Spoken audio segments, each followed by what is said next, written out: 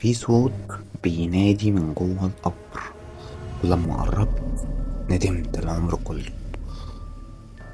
أنا عمري ما كنت بخاف من المقابر، لكن اللي حصل لي في الليلة ديت خلاني أتمنى إني ما كنتش اتولد.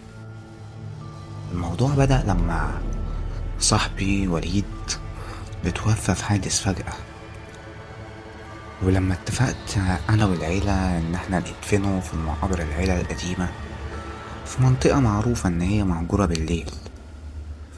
العيلة وافقت ورحنا ودفنا وكل حاجة خلصت. المهم دفنا وكل مشي وانا فضلت واقف لوحدي ادعيله. كان في صمت مريب، وفجأة وانا خارج سمعت صوت واضح من جوه القبر بيهمس: رجعني، رجعني، رجعني. في الاول قلت يمكن وهم، بس الصوت اتكرر بنفس الطبقة، بنفس القرب، كأنه جاي من جوه الأرض. رجعت ناحية القبر، قلبي بيدق بسرعة مش طبيعية. جريت على البواب الغفير بتاع المقابر، قلت له في صوت بيطلع من جوه القبر.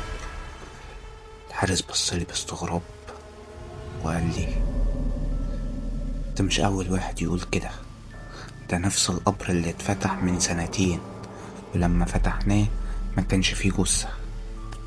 ومن يومها أنا مش بنام، كل ليلة أسمع الصوت، لكن المرة ديت مش من المقبرة. الصوت بقى جوه أوضتي. المهم، هل القصة ديت حقيقية؟ هل في حاجة اسمها جثث بترجع تنادي، ولا ده كله هلوسة بسبب الصدمة؟